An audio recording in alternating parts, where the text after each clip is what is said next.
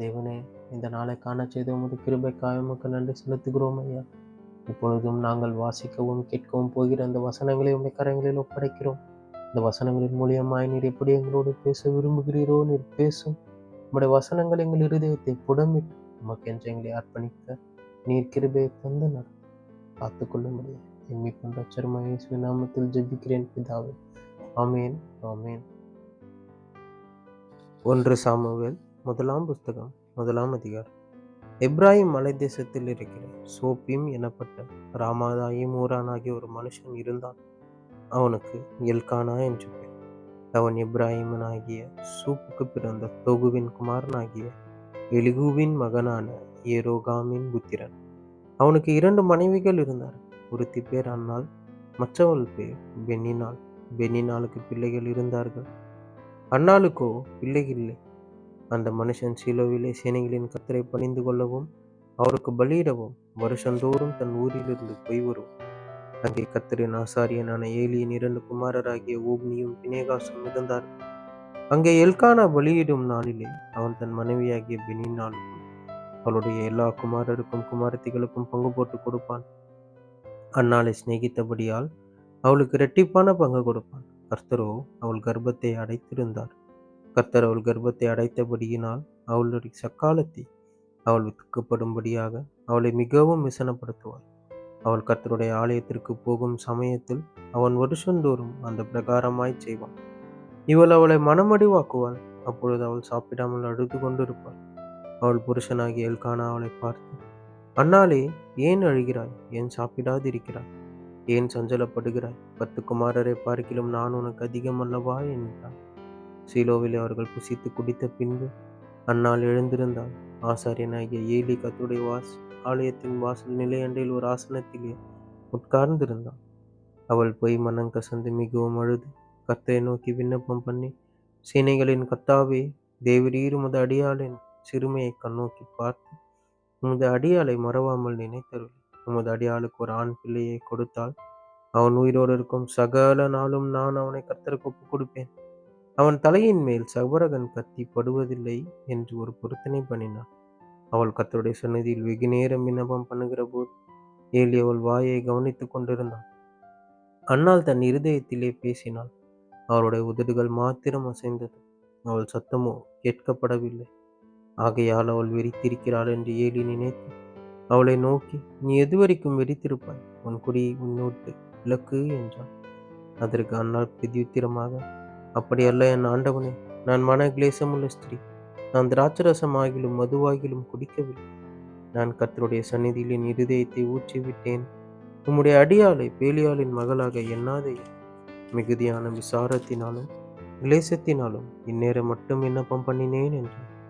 அதற்கு ஏலி சமாதானத்துடனே போ, நீ இஸ்ரவேலின் தேவனிடத்தில் கேட்ட உன் விண்ணப்பத்தின்படி அவர் உனக்கு கட்டளையிடுவாராக என்றான். அப்பொழுது அவள், உம்முடைய அடியாளுக்கு உம்முடைய கண்களிலே தயை கிடைக்க கடவது என்றாள். பின்பு அந்த ஸ்திரீ புறப்பட்டு போய் போஜனம் செய்தாள். அப்புறம் அவள் துக்கமுகமாய் இருக்கவில்லை. அவர்கள் அதிகாலையில் எழுந்து கர்த்தரை பணிந்து கொண்டு ராமாவில் இருக்கிற தங்கள் வீட்டுக்கு திரும்பி போனார்கள். எல்கானா தன் மனைவியாகிய அன்னாளை அறிந்தான். கர்த்தர் அவளை நினைத்தருளினார். சில நாள் சென்ற பின்பு அன்னாள் கர்ப்பவதி ஆகிய ஒரு குமாரனை பெற்று கர்த்தரிடத்தில் அவனை கேட்டேன் என்று சொல்லி அவனுக்கு சாமுவேல் என்று பெயரிட்டான்.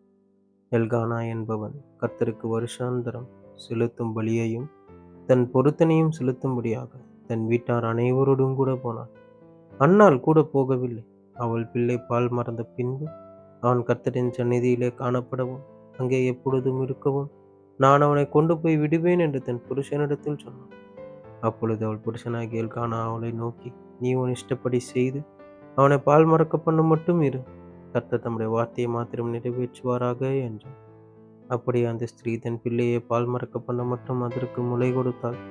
அவள் அவனை பால் மறக்க பண்ணின பின்பு 3 காளைகளையும் ஒரு மரக்கால் மாவையும் ஒரு துருத்திரி திராட்சரசத்தையும் எடுத்துக்கொண்டு அவனையும் கூட்டிக் கொண்டு சீலோவில் இருக்கிற கர்த்தருடைய ஆலயத்துக்கு போனாள். பிள்ளை இன்னும் குழந்தையாயிருந்தது. அவர்கள் ஒரு காளையை பலியிட்டு பிள்ளையை ஏலியினிடத்தில் கொண்டு வந்து விட்டார்கள். அப்பொழுது அவள், என் ஆண்டவனே, இங்கே உம் மண்டையில் நின்று கர்த்தரை நோக்கி விண்ணப்பம் பண்ணின ஸ்திரீ நான் தான் என்று என் ஆண்டவனாகிய உம்முடைய ஜீவனை கொண்டு சொல்லுகிறேன். இந்த பிள்ளைக்காக விண்ணப்பம் பண்ணினேன். நான் கர்த்தரிடத்தில் கேட்ட என் விண்ணப்பத்தின்படி எனக்கு கட்டளையிட்டார். ஆகையால் அவன் கர்த்தருக்கென்று கேட்கப்பட்டபடியினால் அவன் உயிரோடு இருக்கும் சகல நாளும் அவனை கர்த்தருக்கே ஒப்புக் கொடுக்கிறேன் என்றார். அவன் அங்கே கர்த்தரை பணிந்து கொண்டான் என்பது 1 சாமுவேல் 2ஆம் அதிகாரம். அப்பொழுது அன்னாள் ஜெபம் பண்ணி, என் இருதயம் கர்த்தருக்குள் களி கூறுகிறது, என் கொம்பு கர்த்தருக்குள் உயர்ந்திருக்கிறது, என் பகைஞரின் மேல் என் வாய் திறந்திருக்கிறது. உம்முடைய இரட்சிப்பினாலே சந்தோஷப்படுகிறேன். கர்த்தரைப் போல பரிசுத்தம் உள்ளவர் இல்லை, உம்மை அல்லாமல் வேறு ஒருவரும் இல்லை. எங்கள் தேவனைப் போல ஒரு கன்மலையும் இல்லை. இனி மேட்டிமையான பேச்சை பேசாதிருங்கள், அகந்தியான பேச்சு உங்கள் வாயிலிருந்து புறப்பட வேண்டாம். கர்த்தர் ஞானமுள்ள தேவன், அவர் செய்கைகள் யதார்த்தமானவைகள் அல்லவோ. பலவான்களின் வில் முறிந்தது, தள்ளாடினவர்களோ பலத்தினால் இடைக்கட்டப்பட்டார்கள். திருப்தியாயிருந்தவர்கள் அப்பத்துக்காக கூலி வேலை செய்கிறார்கள். பசியாயிருந்தவர்களோ இனி பசியாயிரார்கள். மலடியாயிருந்தவள் 7 பெற்றாள். அநேகம் பிள்ளைகளை பெற்றவளோ பலட்சியப்பட்டாள். கர்த்தர் கொல்லுகிறவரும் உயிர்ப்பிக்கிறவருமாயிருக்கிறார். அவரே பாதாளத்தில் இறங்கவும் அதிலிருந்து ஏறவும் பண்ணுகிறவர். கர்த்தர் தரித்திரம் அடைய செய்கிறவரும் ஐஸ்வர்யம் அடைய பண்ணுகிறவருமாயிருக்கிறார். அவர் தாழ்த்துகிறவரும் உயர்த்துகிறவருமானவர். அவர் சிறுவனை புழுவில் துர்த்து எளியவனை குப்பையிலிருந்து உயர்த்துகிறார். அவர்களை பிரபுக்களுடைய உட்காரவும் மகிமையுள்ள சிங்காசனத்தை சுதந்திரிக்கவும் பண்ணுகிறார். பூமியின் அஸ்திபாரங்கள் கர்த்தருடையவைகள், அவரே அவைகளின் மேல் பூச்சக்கரத்தை வைத்தார். அவர் தமது பரிசுத்தவான்களின் பாதங்களை காப்பார். துன்மார்க்கர் இருளிலே மௌனமாவார்கள், பலத்தினால் ஒருவனும் மேற்கொள்வதில்லை. கர்த்தருடைய வழக்காடுகிறவர்கள் நொறுங்கப்படுவார்கள், வானத்திலிருந்து அவர்கள் மேல் முழங்குவார். கர்த்தர் பூமியின் கடையாந்தரங்களை நியாயம் தீர்த்து தாம் ஏற்படுத்தின ராஜாவுக்கு பலன் அளித்து தாம் அபிஷேகம் பண்ணினவரின் கொம்பை உயர பண்ணுவார் என்று துதித்தாள். பின்பு எல்கானா ராமாவில் இருக்கிற தன் வீட்டுக்கு போனான். அந்த பிள்ளையோ ஆசாரியனாகிய லேவிக்கு முன்பாக கர்த்தருக்கு பணிவிடை செய்து கொண்டிருந்தார். ஏலியின் குமாரர் பேலியாலின் மக்களாயிருந்தார்கள். அவர்கள் கர்த்தரை அறியவில்லை. அந்த ஆசாரியர்கள் ஜனங்களை நடப்பித்த விதம் என்னவென்றால், எவனாகிலும் ஒரு பலியை செலுத்தும் காலத்தில் இறைச்சி வேகும்போது ஆசாரியனுடைய வேலைக்காரன் 3 கூருள்ள ஒரு ஆயுதத்தை தன் கையிலே பிடித்து வந்து அதனாலே கொப்பரையிலாவது பானையிலாவது சருவத்திலாவது சட்டியிலாவது குத்துவான். அந்த ஆயுதத்தில் வருகிறதையெல்லாம் ஆசாரியன் எடுத்துக்கொள்வான். அப்படி அங்கே சீலோவிலே வருகிற இஸ்ரவேலருக்கெல்லாம் செய்தார்கள். கொழுப்பை தகனிக்கிறதற்கு முன்னும் ஆசாரியனுடைய வேலைக்காரன் வந்து பலியிடுகிற மனுஷனை நோக்கி, ஆசாரியனுக்கு பொரிக்கும்படி இறைச்சி கொடு, பச்சை இறைச்சியை அல்லாமல் அவித்ததை உன் கையிலே வாங்குகிறதில்லை என்பான். அதற்கு அந்த மனுஷன், இன்று செய்ய வேண்டியபடி முதலாவது கொழுப்பை தகனித்து விடட்டும், பிற்பாடு உன் மன விருப்பத்தின்படி எடுத்துக்கொள் என்று சொன்னாலும் அவன், அப்படி அல்ல, இப்பொழுதே கொடு, இல்லாவிட்டால் பலவந்தமாய் எடுத்துக் கொள்ளுவேன் என்பான். ஆதலால் அந்த வாலிபரின் பாவம் கர்த்தருடைய சந்நிதியில் மிகவும் பெரிதாயிருந்தது. மனுஷர் கர்த்தரின் காணிக்கையை வெறுப்பாய் எண்ணினார்கள். சாமுவேல் என்னும் பிள்ளையாண்டான் சணல் நூல் ஏபோதை தரித்தவனாய் கர்த்தருக்கு முன்பாக பணிவிடை செய்தான்.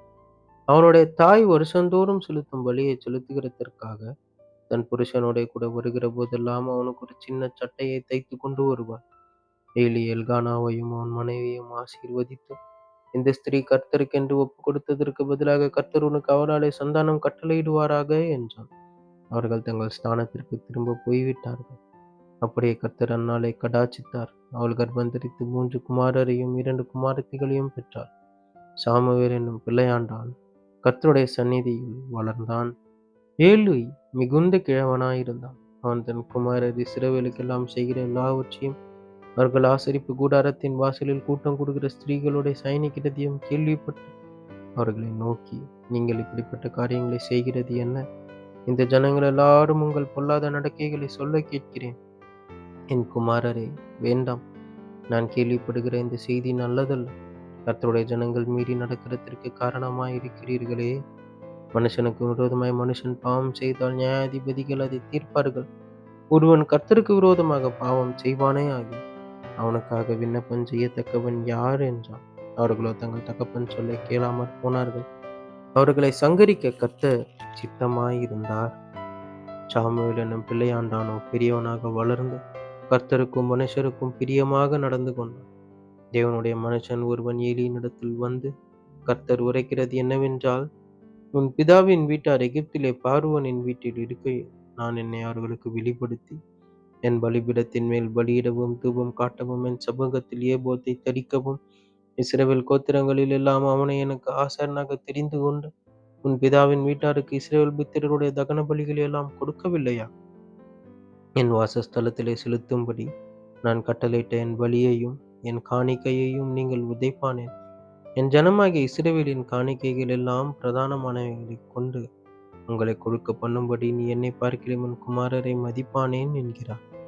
ஆகையால் இஸ்ரவேலின் தேவனாகிய கர்த்தர் சொல்லுகிறதாவது, உன் வீட்டாரும் உன் பிதாவின் வீட்டாரும் என்றைக்கும் என் சந்நிதியில் நடந்து கொள்வார்கள் என்று நான் நிச்சயமாய் சொல்லியிருந்தும் இனி அது எனக்கு தூரமாயிருப்பதால் என்னை கனம் பண்ணுகிறவர்களை நான் கனம் பண்ணுவேன், என்னை அசட்டை பண்ணுகிறவர்கள் கனஈனப்படுவார்கள் என்று கர்த்தர் சொல்லுகிறார். உன் வீட்டில் ஒரு கிழவனும் இராதபடிக்கு உன் புயத்தையும் உன் பிதாவின் வீட்டாருடைய புயத்தையும் நான் தரித்து போடும் நாட்கள் வரும். இஸ்ரவேலுக்கு செய்யப்படும் சகல நன்மைக்கும் மாறாக என் வாசஸ்தலத்திலே உபத்திரவத்தை காண்பான். ஒருபோதும் உன் வீட்டில் ஒரு கிழவனும் இருப்பதில்லை. என் பலிபீடத்தில் சேவிக்க நான் உன் சந்நிதியில் நிர்மூலமாகாதவர்களோ உன் கண்களை பூத்து போக பண்ணவும் உன் ஆத்துமாவை வேதனைப்படுத்தவும் வைக்கப்படுவார்கள். உன் வம்சத்தில் உள்ள யாவரும் வாழ வயதிலே சாவார்கள். ஓப்னி பினேகாஸ் என்னும் உன் 2 குமாரரின் மேல் வருவதே உனக்கு அடையாளமாயிருக்கும். அவர்கள் இருவரும் ஒரே நாளில் சாவார்கள். நான் என் உள்ளத்துக்கும் என் சித்தத்துக்கும் ஏற்றபடி செய்யத்தக்க உண்மையான ஒரு ஆசாரனை எழும்ப பண்ணி அவனுக்கு நிலையான வீட்டை கட்டுவேன். அவன் என்னால் அபிஷேகம் பண்ணப்பட்டவனுக்கு முன்பாக சகல நாளும் நடந்து கொள்வான். அப்பொழுது உன் வீட்டாரில் மீதியாயிருப்பவன் எவனும் ஒரு வெள்ளி பணத்துக்காகவும் ஒரு அப்ப துணிக்கைக்காகவும் உன்னிடத்தில் வந்து பணிந்து நான் கொஞ்சம் அப்பம் சாப்பிட யாதொரு ஆசாரிய ஊழியத்தில் என்னை சேர்த்துக் கொள்ளும் என்று கெஞ்சுவான் என்று சொல்லுகிறார் என்றான் என்பதே. ஆமேன், ஆமேன். இப்பொழுது வாசித்த கேட்ட இந்த வசனங்களுக்காக உமக்கு நன்றி செலுத்துகிறோம். ஒவ்வொரு நாளும் உமது வசனங்களை கேட்கவும் அதன்படி நடக்கவும் இன்னும் அந்த கிட்டி சேரவும் எங்களுக்கு நீர் கிருபையை தந்து நீர் நடத்தும் ஐயா. நீர் எங்களோடு இரு. நாள் முழுவதும் உம்முடைய கிருபை எங்களை தாங்கிக் கொண்டு நாங்கள் உம்மை பற்றி கொண்டு எப்பொழுதும் உம்முடைய சமூகத்தில் தரித்திருக்கிறவர்களாய் மாற்றி எங்களை நீர் நடத்தும். நீர் ஆசீர்வதித்து காத்து பாதுகாத்துக் கொள்ளும். இயேசுவின் நாமத்தில் ஜெபிக்கிறேன் பிதாவே. ஆமீன், ஆமீன்.